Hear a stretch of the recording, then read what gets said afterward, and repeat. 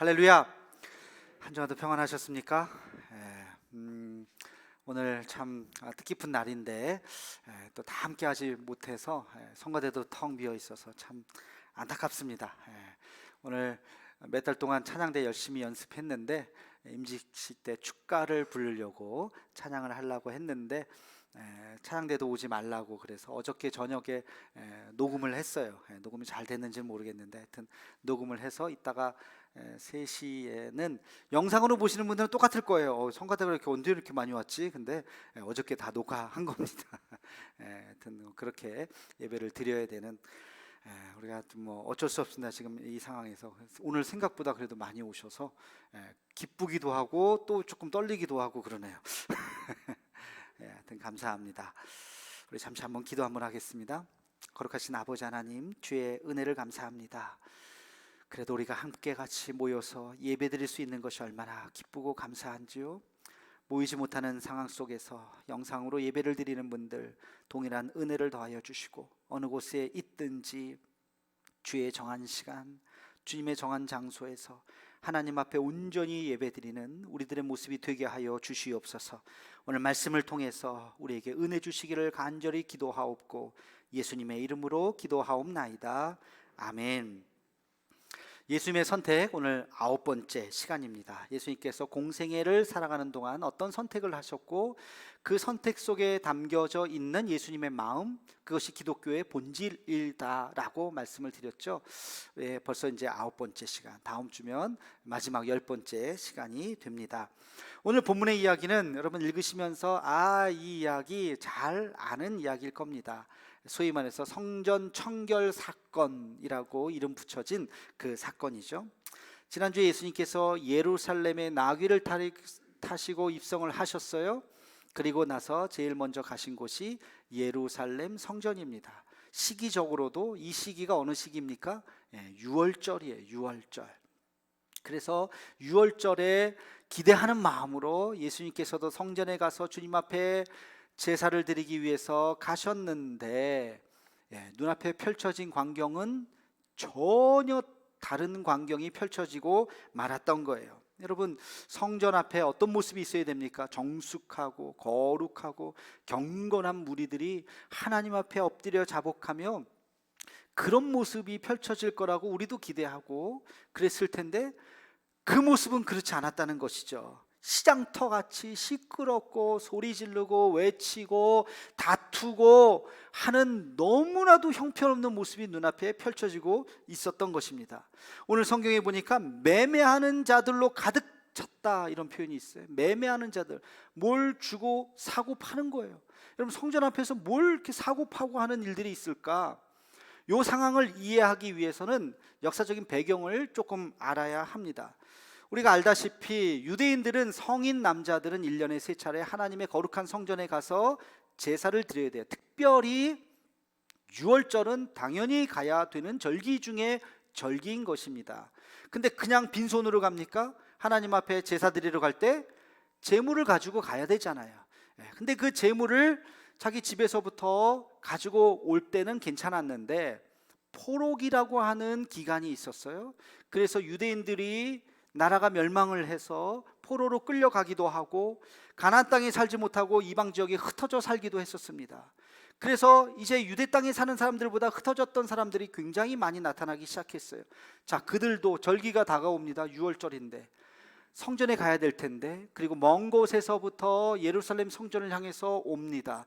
빈손으로 오지 않고 제물을 가지고 오는데 양이나 염소나 비둘기라 할지라도 이걸 어떻게 100리길 200리길을 어떻게 이걸 끌고 옵니까?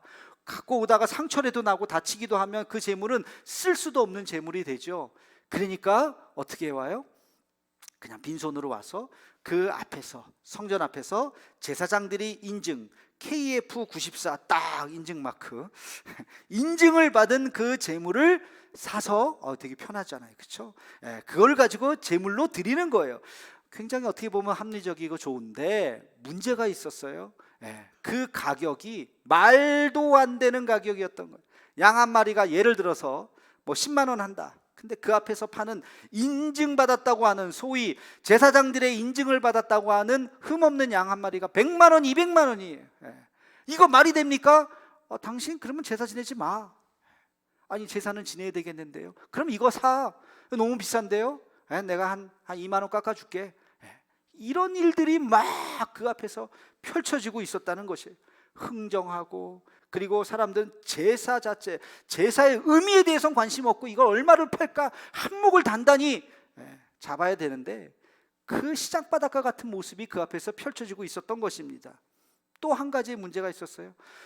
성인 남자들이 하나님의 거룩한 전으로 갈 때 성전세라고 하는 반세겔의 돈을 내야 됩니다.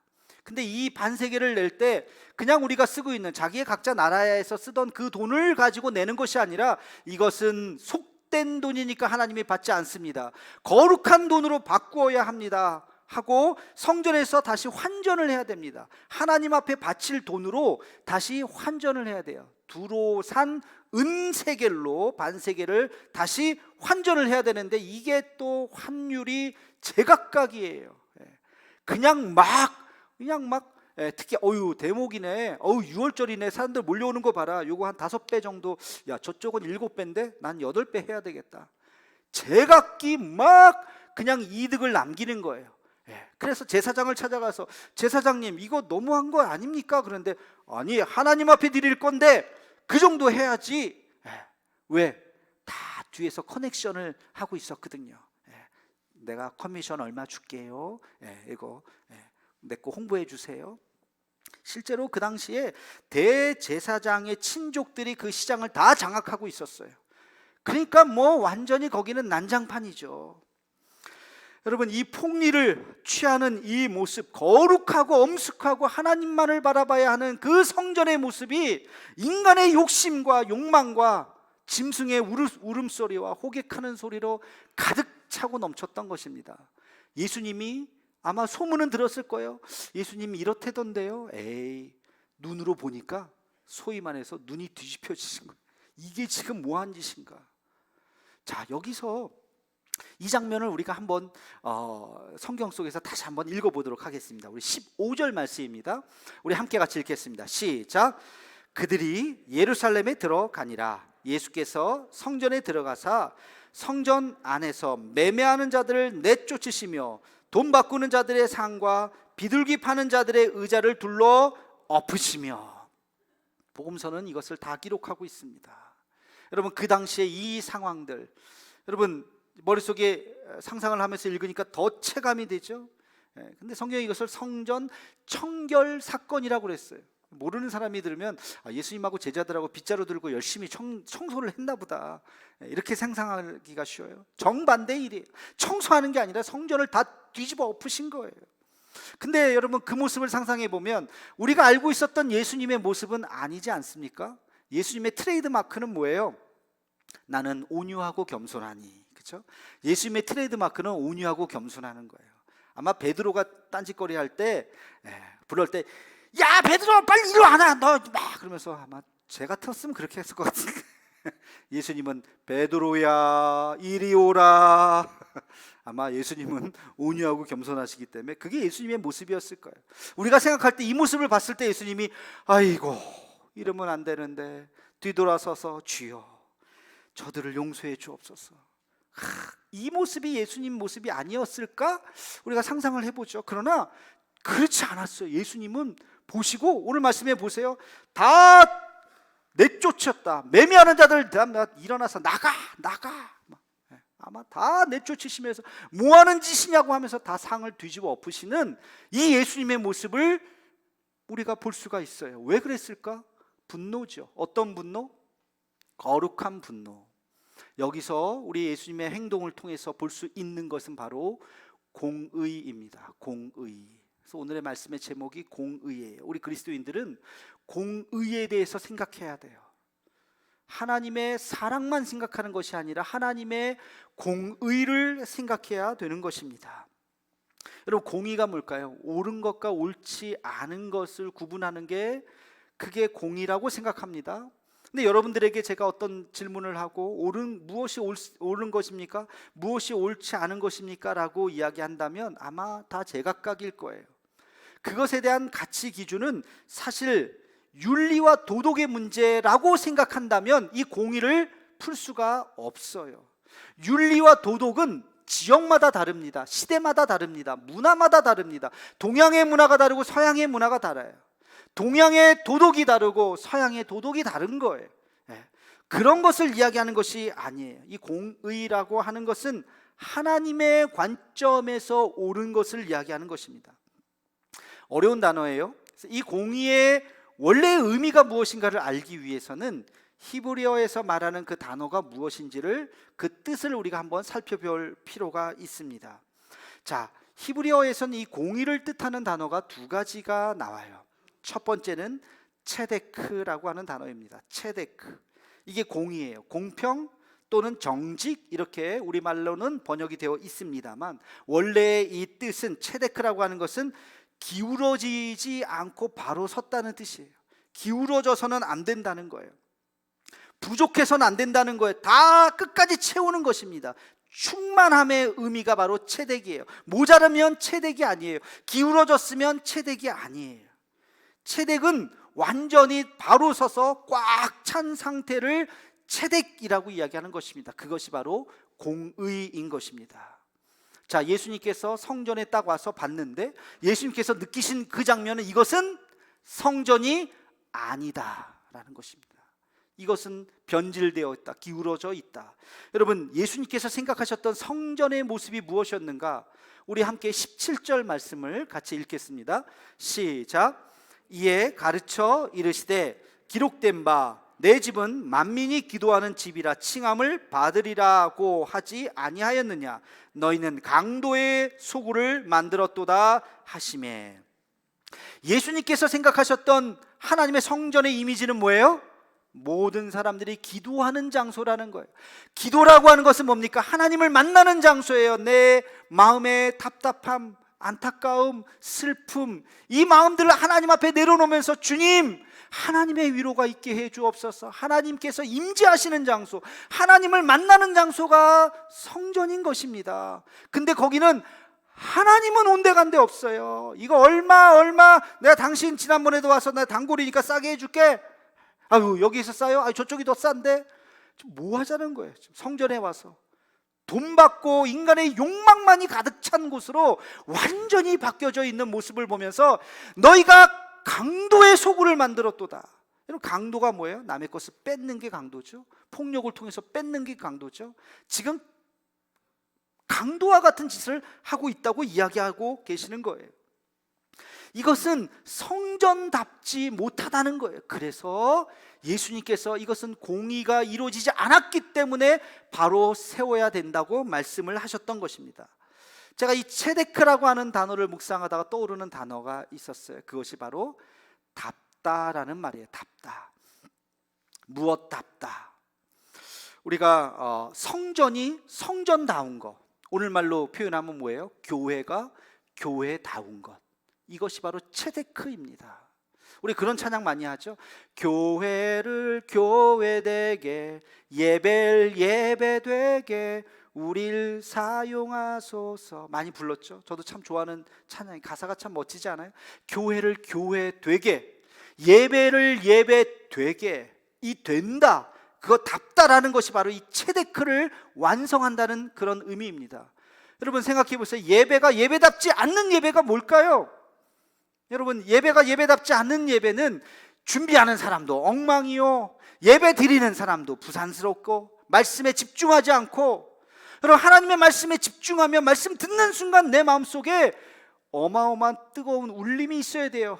나에게 주시는 말씀이구나. 눈물이 쏟아져 나와야 되고, 통회해야 되고, 또 때로는 위로를 받아야 되고, 하나님께서 나를 이렇게 사랑하시는구나 하고 새 힘을 얻어야 되는 것입니다. 이게 말씀 안에서 나타나는 하나님의 성령의 임재인 것입니다. 우리가 예배 때마다 그것을 경험해야 될 텐데, 그렇지 못하고 그냥 하품, 결과 오늘 왜 이렇게 길어 말씀이, 나 빨리 가야 되는데. 안 나올 수는 없고, 도장 찍듯이 안녕하세요 나와가지고 그냥 왔다 갔다. 그런 예배 백날 드려보세요. 10년 20년 드려보세요. 예배가 아니라는 거예요. 그래서 교회를 교회되게, 여러분, 교회답지 않은 교회들이 요즘에 얼마나 또 많은지 모르겠어요. 예배답지 않은 예배가 얼마나 많은지 모르겠어요. 여러분, 그래서 안 된다는 거예요. 몇 년 전에 대통령 선거를 우리가 갑자기 탄핵을 당하는 바람에 급하게 했어요. 그때 모든 대통령 후보들이 캐치플레이즈로 나선 것이 있었어요. 그게 뭐예요? 이게 나라냐? 그렇죠? 나라를 나라답게 해라. 나라답게 하라. 나라가 뭐 하는 건데? 대통령이 뭐 하는 건데? 정부가 뭐 하는 건데? 국민의 재산과 건강과 안전을 지키는 것이 최우선이잖아요.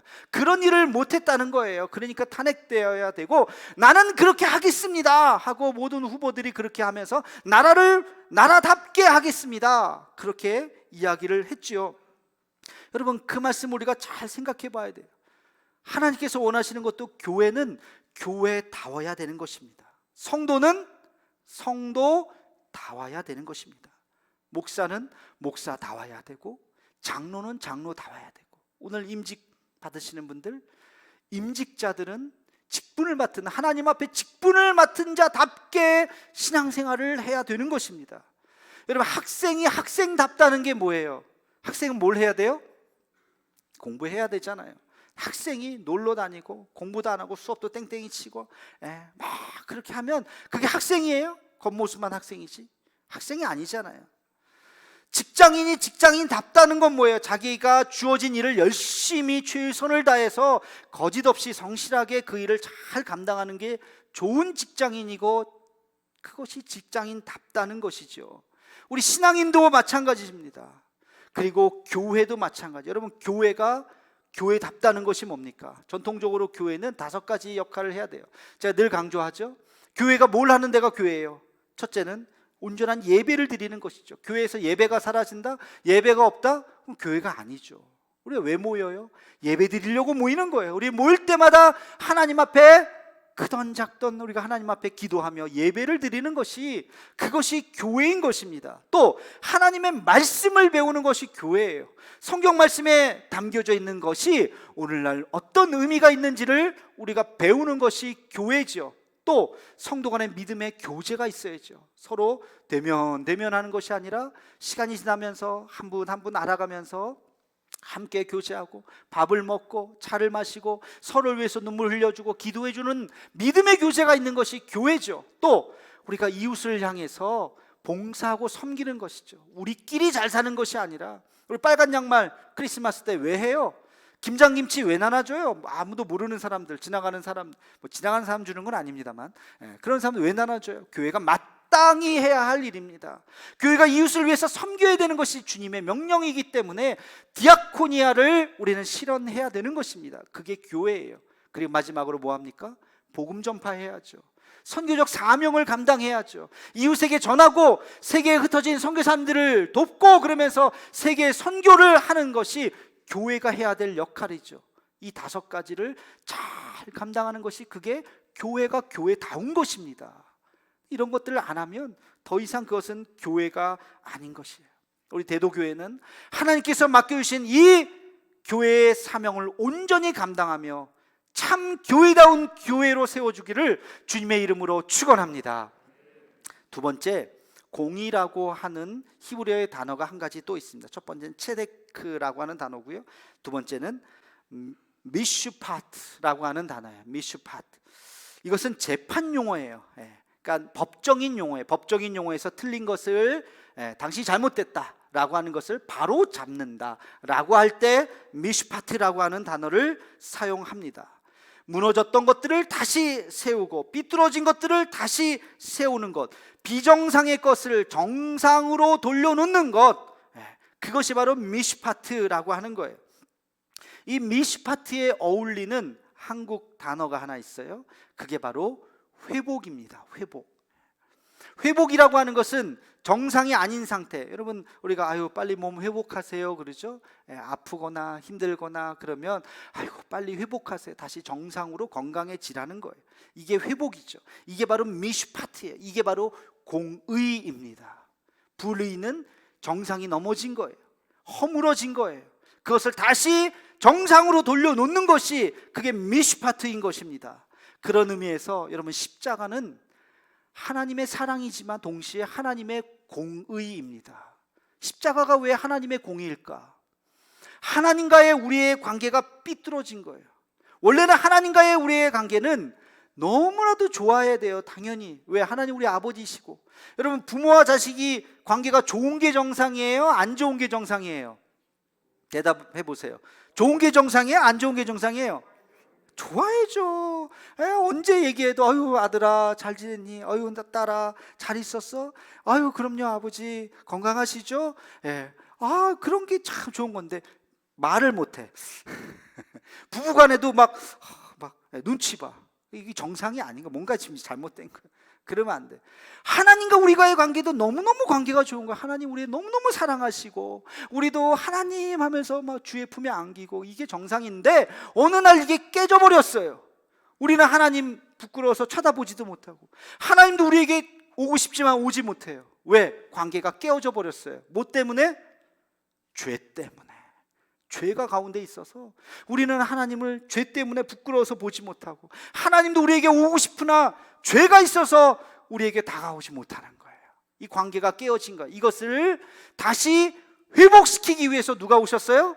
예수님이 오셨어요. 어떻게 회복하셨습니까? 죄를 예수님께서 거두어 가셨어요. 어떻게? 십자가의 사건으로.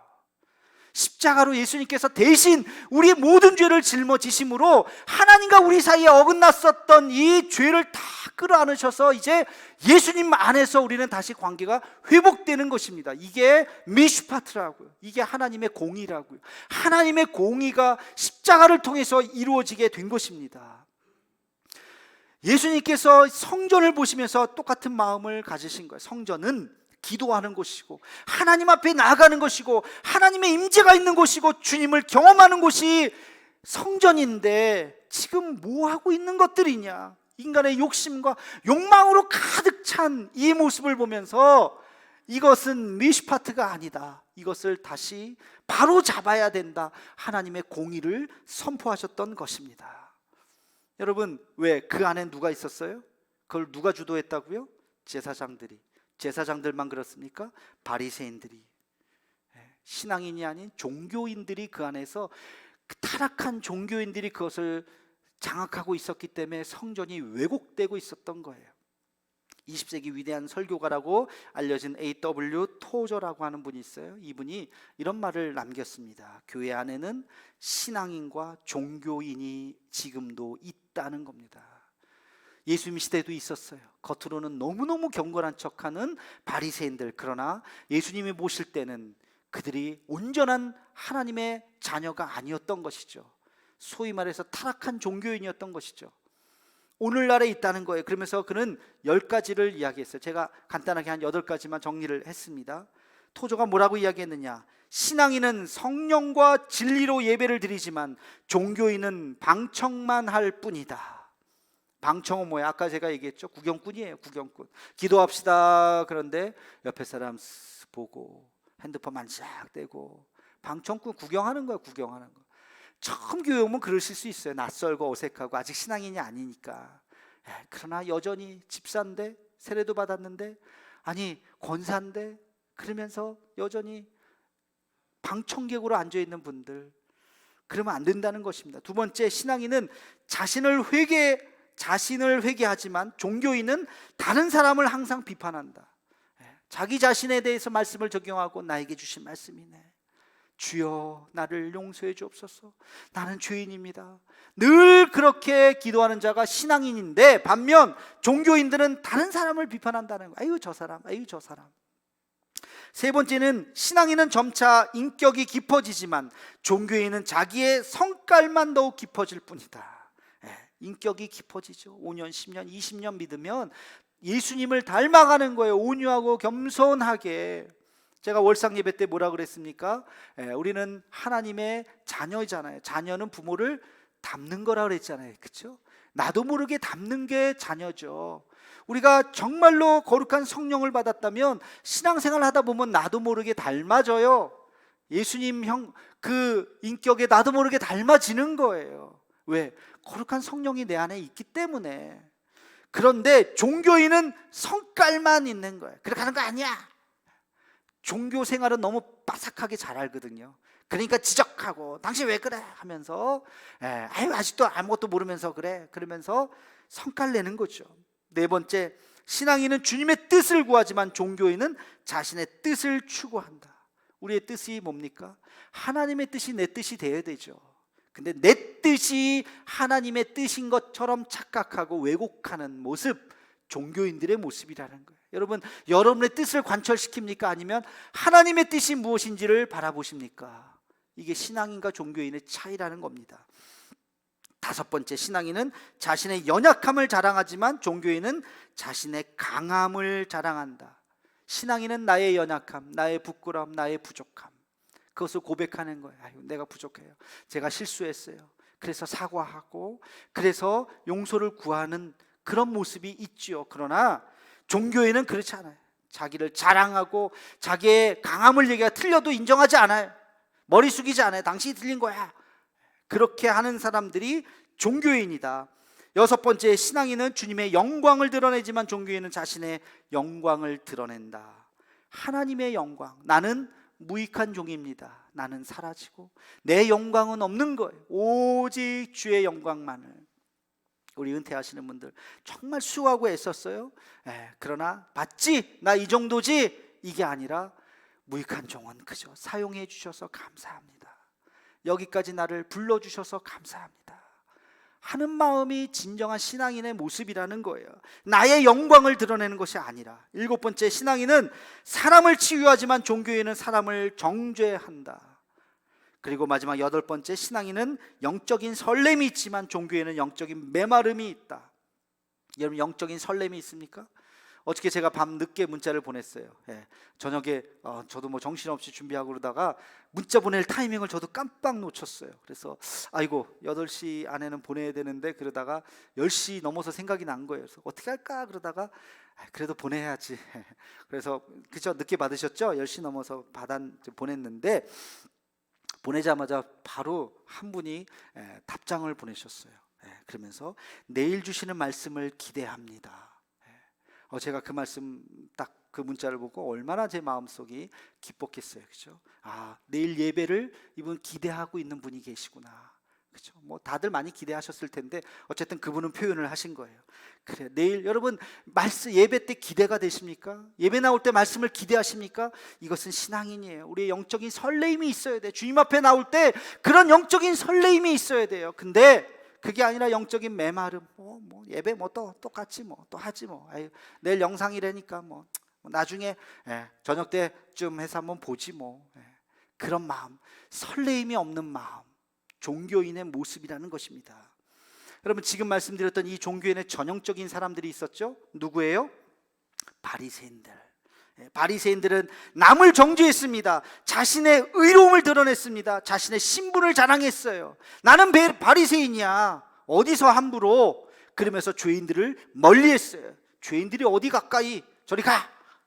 이게 바리새인들의 모습이었습니다. 그러나 예수님은 정반대의 삶을 사셨죠. 죄인을 보면 품어주셨어요. 긍휼히 여기셨어요. 용서하셨어요. 당신 자신은 한없이 겸손하셨어요. 그리고 신분과 관계없이 누구든지 만나주셨고 연약한 자들을 치유해 주셨습니다. 영적인 갈급함에 있었던 니고데모와 같은 사람, 그 사람의 지위를 막론하고 만나주셨고 그 갈급함을 채워주셨던 분이 예수님이셨어요. 그의 삶은, 예수님의 삶은 미슈파트의 삶이에요. 공의를 이루시는 삶에 무너졌던 것, 깨어졌던 것, 쓰러진 것을 다시 회복하는 것이 예수님의 사명이었습니다. 이것은 이사야서에 나와 있는 말씀입니다. 우리 함께 같이 이사야서 58장 12절 말씀을 함께 같이 읽겠습니다. 시작. 내게서 날 자들이 오래 황폐된 곳들을 다시 세울 것이며 너는 역대의 파괴된 기초를 쌓으리니 너를 일컬어 무너진 데를 보수하는 자라 할 것이며 길을 수축하여 거할 곳이 되게 하는 자라 하리라. 아멘.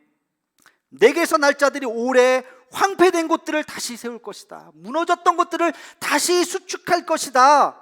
그 사역이, 이게 미슈파트의 사역이라고요. 이게 공이라고요. 우리가 해야 될 하나님의 사역입니다. 이게 회복 사역이에요. 여러분, 마음이 무너지신 분이 있습니까? 찾아가셔서 마음 무너진 것을 다시 일으켜 세우도록 애쓰셔야 돼요. 용기를 주셔야 됩니다. 할 수 있다고 용기를 주셔야 돼요. 다시 일어날 수 있다고 무너진 마음을 다시 세워서, 그래, 주님이 나와 함께 하시는데 이겨낼 수 있어, 마음이 다시 회복돼야 돼요. 가정이 무너진 가정들이 얼마나 많아요. 요즘에 왜 이렇게 학대받는 아이들이 많은지 모르겠어요. 예. 사랑받아야 되잖아요. 축복 속에서 태어나고 부모와 그 사랑을 다 듬뿍 받아야 될 그 아이들을 왜 이렇게 학대를 하고 때리고, 예? 막 심지어는 죽이고, 짐승만도 못하죠. 여러분, 짐승도 자기 자식 끔찍히 사랑하는 거 알죠? 짐승도 자기 자식한테 뭐라 그러면 막 물어요. 짐승만도 못한 사람들이 많아요. 왜 그런지. 그 무너진 그 가정들, 그 아이들이 상처받고 한평생 커서 내가 이거 원수를 갚으리라 하지 않고 그 사랑을 잘 보듬어주고 상처를 싸매어주고 그들이 다시 회복해서 정상적인 삶을 살아가도록 하는 것, 이것이 공의의 사역이요, 이것이 바로 회복의 사역이라는 것입니다. 여러분, 사회 곳곳에 무너진 곳들을 바라보면서 우리가 다시 세우고 다시 회복시키고, 다시 오늘 이사야서 말씀과 같이 너희를 일컬어 무너진 데를 보수하는 자라 할 것이다, 그런 이야기를 듣는 것이 우리 그리스도인인 것입니다. 예수님처럼 그렇게 무너졌던 곳들을 다시 세울 수 있는 그런 공의의 삶, 제가 체데크라는 단어를 말씀드렸어요. 성도다운 삶을 살아가고, 미슈파트, 회복의 삶을 살아가고, 나 자신도, 우리 교회도, 우리 한국교회도, 이 나라와 이 땅도 그렇게 하나님의 공의로 가득 찬 나라를 만들어가는 우리 모두가 되기를 주님의 이름으로 축원합니다. 기도하겠습니다. 사랑의 하나님, 우리의 삶에도 공의가 이루어지게 하여 주시옵소서. 성도단 삶을 살게 하여 주옵시고 회복의 삶을 살게 하여 주셔서 하나님의 공의를 이루는 우리가 되게 하여 주시옵소서. 교회의 마당만 밟는 종교인이 아니라 예수님의 심장으로 우리가 세상을 살아가는 우리 모두가 되게 하여 주옵소서. 예수님의 이름으로 기도하옵나이다. 아멘.